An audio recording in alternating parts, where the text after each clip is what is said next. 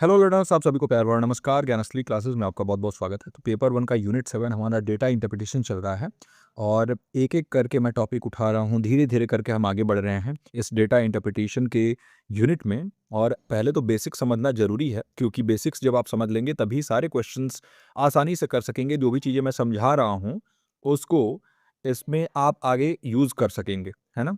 तो चलिए स्टार्ट करते हैं आज के इस इंपॉर्टेंट लेक्चर को। और सबसे पहले हम आज के जो इस लेक्चर है ना, इसमें हम परसेंटेज को समझेंगे। परसेंटेज कैसे निकालते हैं, डिफरेंस इन परसेंटेज क्या होता है, और रिलेटिव परसेंट, जैसे परसेंट इंक्रीज हो गया। कई बार आपसे ये क्वेश्चन सबसे ज़्यादा फेवरेट है, जो एनटीए है उसका सबसे फेवरेट क्वेश्चन है परसेंटेज इंक्रीज और परसेंटेज डिक्रीज। अलग अलग डेटा इंटरप्रिटेशन का क्वेश्चन आता है और उसमें ये पूछ लिया जाता है। तो सारी चीज़ें आपको एक एक करके समझाते हुए चल रहा हूँ। सबसे पहले तो परसेंटेज समझ लीजिए, और नाम से ही आपको समझ में आ जाएगा। परसेंटेज, इसका मतलब सेंट का मतलब क्या होता है, सेंट मतलब होता है 100।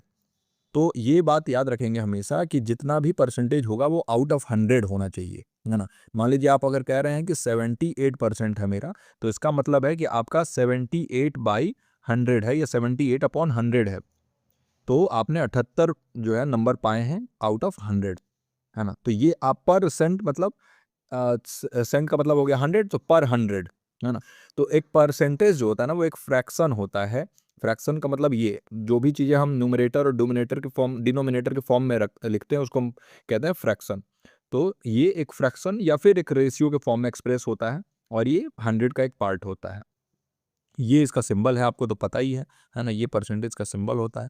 और फॉर्मूला क्या है, पार्ट अपॉन होल इनटू 100। तो जैसे मान लीजिए आपने कहा कि मेरा 80% है, तो मतलब 80 अपॉन में कितने में से होगा, तो ऑफ कोर्स मैंने बताया ना परसेंटेज यानी 100 में से, और इनटू में 100 कर देंगे तो आपका निकल जाएगा परसेंटेज।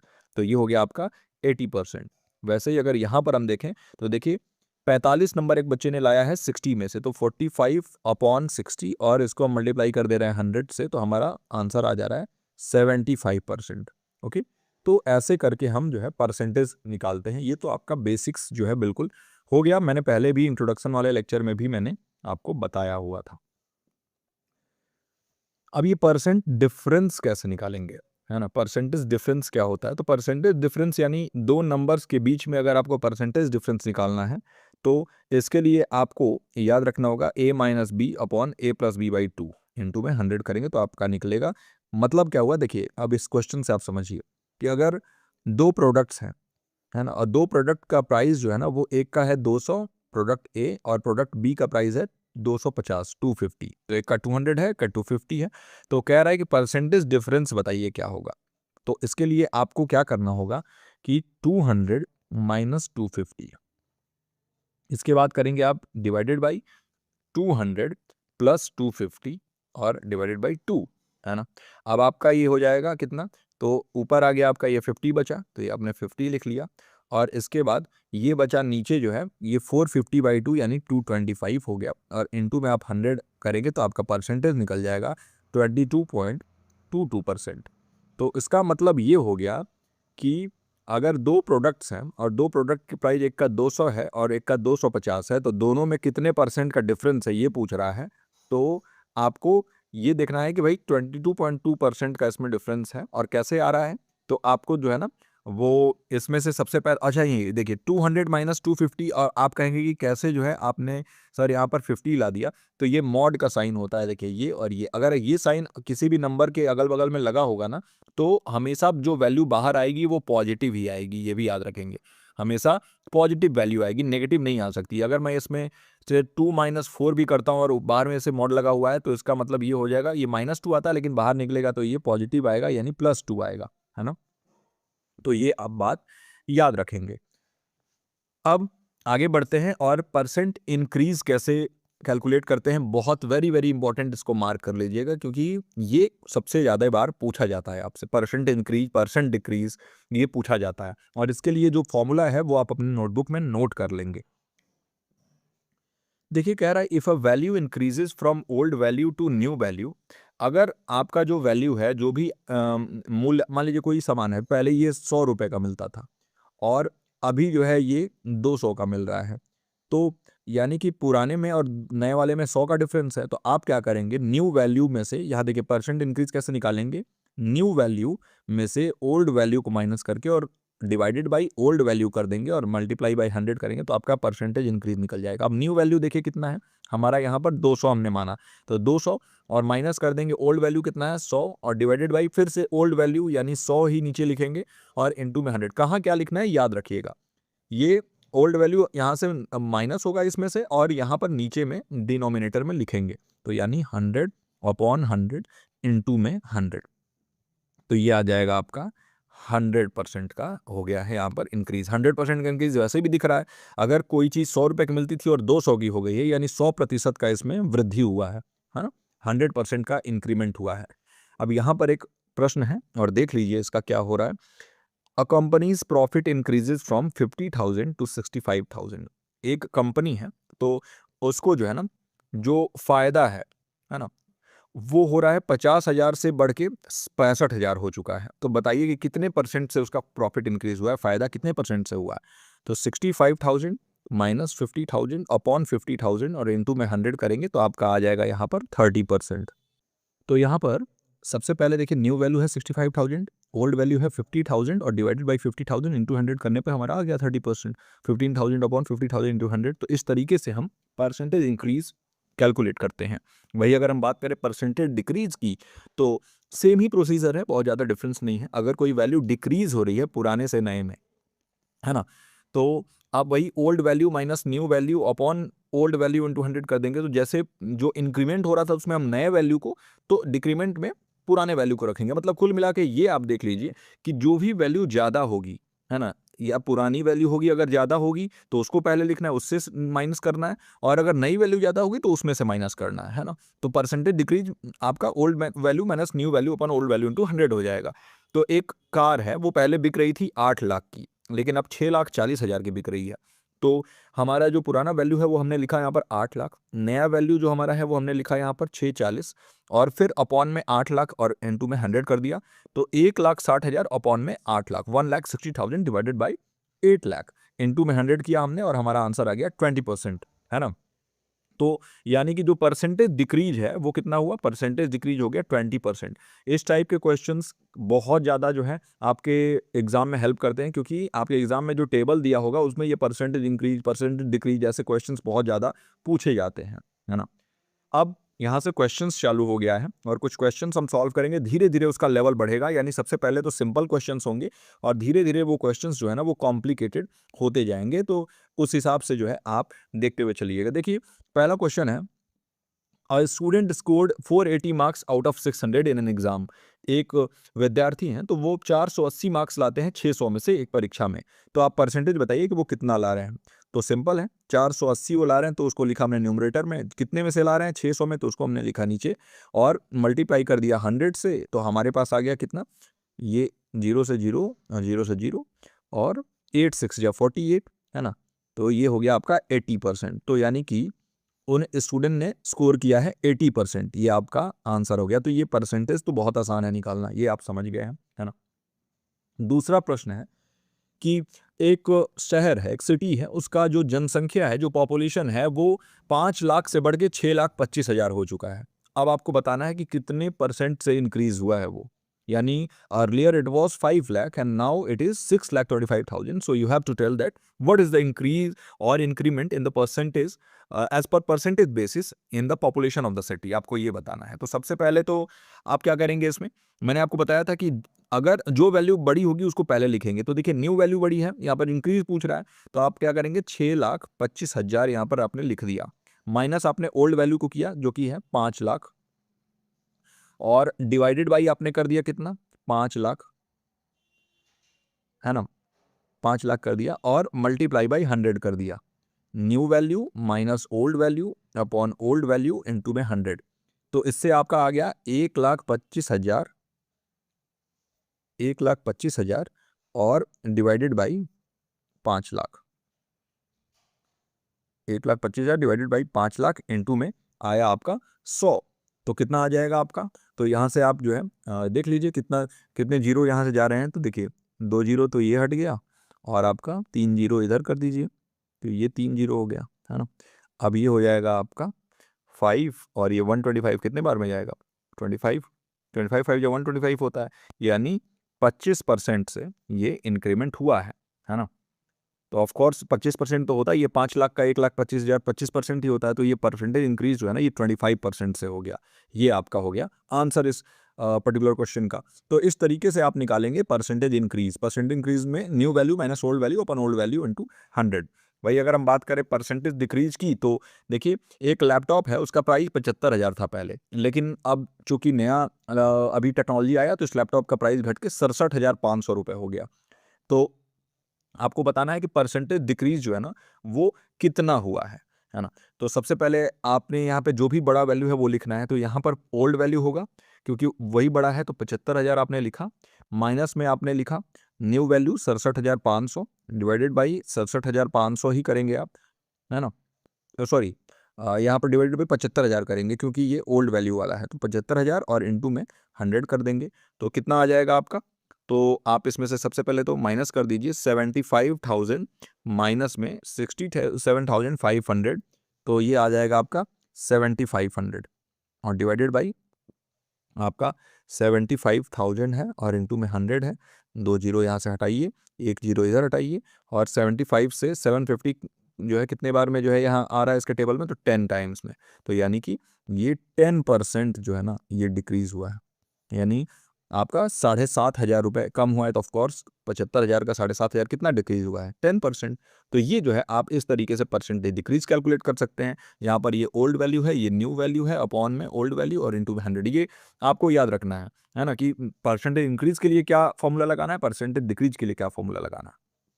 अब चौथा प्रश्न है, और एक एक करके मैं सारे प्रश्न आपको करा रहा हूँ यहाँ पर। If 40% of a number is 80, अगर कोई नंबर है उसका 40% जो है ना 80 आ रहा है, तो बताइए वो नंबर कितना होगा।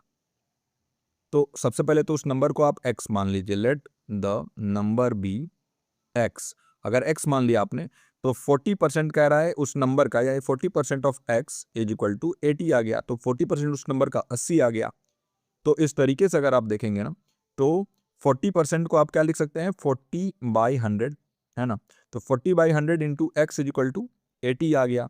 तो इस तरीके से x की वैल्यू देखेंगे तो 80 इंटू में यहाँ पे क्रॉस मल्टीप्लाई करेंगे तो 100 हो गया, और डिवाइडेड बाई ये ऊपर चला जाएगा, ये नीचे आ जाएगा 40, तो ये नीचे हो गया, और जीरो से आपने जीरो हटाया, तो कितना आ गया आपका 800 डिवाइडेड बाई 4 दैट इज 200। तो x का वैल्यू आ गया 200, तो यानी वो नंबर कितना हो गया 200। 40%, अब एक बार चेक भी कर लीजिए, कह रहा है 40% ऑफ अ नंबर इज 80, तो 200 का 40% निकालिए, देखिए 80 आ रहा है। तो आपने ये जीरो से जीरो हटा, जीरो से जीरो हटा, और 4 इंटू 20 कितना हुआ 80, तो यानी कि हमने यहाँ पर क्रॉस चेक भी कर लिया और ये आंसर सही है, 200 ही आएगा। तो ये हो गया। ये सारा परसेंटेज सिखा रहा हूँ कि किस किस तरीके से आपसे क्वेश्चन हो सकता है, कहीं अंदर में ऐसा क्वेश्चन पूछ दे तो वो आपको आ जाए कैलकुलेट करना। अब एक है products price increase by 20% and later decrease by 25%। एक प्रोडक्ट है उसका प्राइस पहले बढ़ गया 20% से और बाद में 25% से घट गया, तो फाइनल परसेंट चेंज कितना होगा पूछ रहा है आपसे, है ना। तो देखिए अगर कोई प्रोडक्ट है ना और उसका प्राइस पहले बढ़ गया, एक सेकंड रुकिए, हाँ ये फिफ्थ क्वेश्चन शायद स्किप हो गया यहाँ पर। तो एक प्रोडक्ट है उसका प्राइस पहले बढ़ गया 20% से, बाद में डिक्रीज हुआ 25% से। तो इनिशियल प्राइस कितना है, सबसे इनिशियल मतलब जो पहले था, स्टार्टिंग प्राइस कितना है, तो ये आप इसको 100 मान लीजिए, क्योंकि कुछ पता नहीं है तो लेट कर लीजिए, ये मान लीजिए कि 100 है। तो 20% अगर बढ़ा तो 20% इंक्रीज के बाद 100 का 20% कितना होता है 20, है ना। तो यानी 100 प्लस और 20% ऑफ 100, तो यानी कि 100 प्लस भी, एक एक स्टेप आपको करके दिखा रहा हूं, तो वो हो जाएगा 120।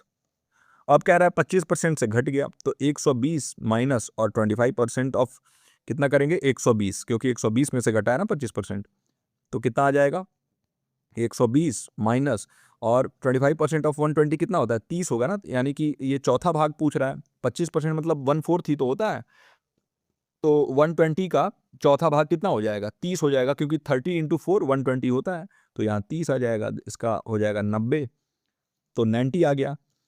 यानी कि हम देखेंगे कि पहले कितना हमने माना था 100 माना था, लेकिन अभी कितना वैल्यू आ गया 90 पे आ गया, है ना। तो यानी कि 100 हमारा जो है ओल्ड वैल्यू है, minus new value upon old value और इनटू में 100 हम करेंगे, मैंने बताया था ना कि जो बड़ा होगा उसको पहले लिखेंगे, तो यहाँ पर ओल्ड वैल्यू बड़ा है तो यानी ये परसेंटेज डिक्रीज हुआ है, तो 10% का हमें यहाँ पर डिक्रीज देखने को मिल रहा है, 10% से ये कमी हो गई है। तो देखा आपने कि ये वही क्वेश्चन है, लेकिन इसमें 2 स्टेप आपको करना पड़ा। एक तो आपको वो नंबर फाइंड आउट करना पड़ा और इसके बाद से फिर आपको परसेंटेज डिक्रीज यहाँ पर निकालना पड़ा।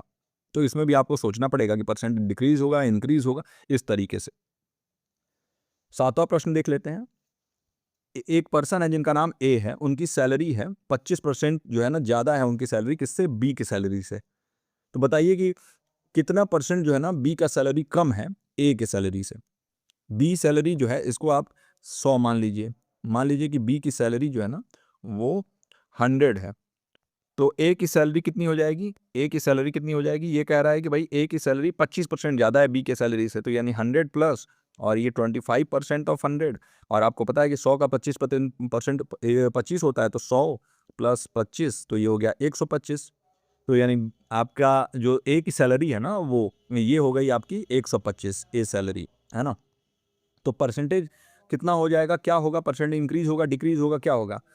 तो ये यहाँ पर लेस देन पूछ रहा है यानी डिक्रीज ही होगा, और इसमें आपको क्या निकलना है 125, ये जो वैल्यू है इसमें से आपको 100 जो बी की सैलरी है वो माइनस किया आपने, डिवाइडेड बाई 125 किया और इनटू में किया 100, तो ये आ गया आपका 25 और बाई 125 इंटू 100, और यानी कि आपके पास यहाँ पर आंसर हो गया 20%। तो 20% का डिक्रीमेंट है ना, बी की सैलरी और ए की सैलरी में।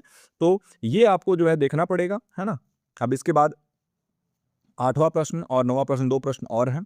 तो 8वां प्रश्न है कि एक प्राइस है एक आइटम का, तो पहले ये 10% से बढ़ जा रहा है, फिर 5% से घट जा रहा है और फाइनली 20% से बढ़ जा रहा है। तो बताइए कि नेट परसेंट चेंज कितना होगा। तो वैसा ही क्वेश्चन है, इसमें एक स्टेप और आगे बढ़ गया है। तो इनिशियल प्राइस जो है ना वो 100 है ना, याद रखिएगा। इनिशियल प्राइस जो है वो 100 है, 10% इंक्रीज हुआ इसमें, और 10% इंक्रीज के बाद जो प्राइस है वो हो गया कितना, तो 100 में आपने 10% इंक्रीज किया तो कितना हो जाएगा 110। इसके बाद 5% कह रहा है डिक्रीज हुआ, 5% से इसमें कमी आई है, तो 110 और इसमें से 5% निकालेंगे आप 110 का, तो कितना होगा 5.5, 5.5। तो ये इसमें माइनस कर दिया आपने, तो आपका आ गया 104.5, 104.5। अब इसके बाद कह रहा है अगला स्टेप कि 20% से फाइनली इंक्रीज हो गया है ये। तो 20% इंक्रीज अगर आपने यहाँ पर देखा तो ये हो जाएगा 104.5 प्लस 20.9 इज इक्वल टू 125.4, ये आ गया आपका। तो फाइनल परसेंट चेंज अगर हम देखेंगे ना तो वो हमारा आ जाएगा, जो अभी ये वैल्यू आई है 125.4 माइनस करेंगे 100 और डिवाइडेड बाई कर देंगे 100, मल्टीप्लाई कर देंगे 100 से, तो ये आ गया 25.4%। यही आपकी जो है फाइनल परसेंट चेंज आया है ना, नेट परसेंट चेंज यही आ गया है। तो इस टाइप का भी कुछ कॉम्प्लिकेटेड क्वेश्चन भी आपसे पूछ सकता है। और एक बार ये फाइनल क्वेश्चन देख लें, मैंने बताया था ना कि स्टार्टिंग जो है हमारा सबसे पहले सिंपल क्वेश्चन होगा, लास्ट में जाते जाते क्वेश्चंस काफ़ी कॉम्प्लिकेटेड हो जाएंगे, है ना।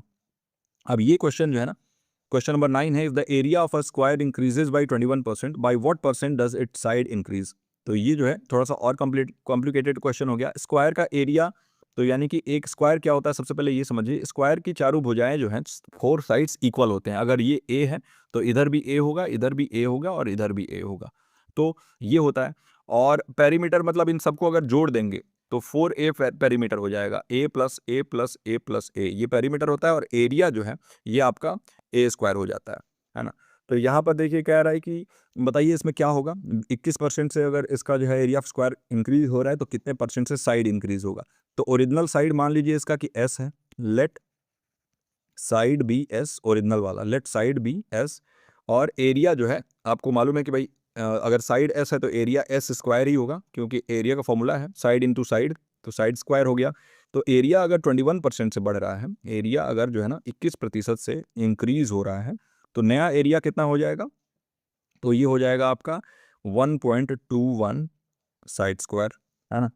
ये परसेंटेज के हिसाब से मैंने निकाला है। तो नया साइड जो हो जाएगा, न्यू साइड जो हो जाएगा वो हो जाएगा अंडर रूट में 1.21 और इनटू में एस, यानी 1.1 और एस। और इसके बाद अगर परसेंटेज अगर देखेंगे तो 1.1 S minus S upon S into 100 करेंगे, तो ये आ जाएगा आपका 1.1 एस माइनस एस करेंगे तो कितना आ जाएगा 0.1 यानी 10 आ गया। और इसमें डिवाइडेड बाई एस है तो यानी 10% से ये बढ़ा है।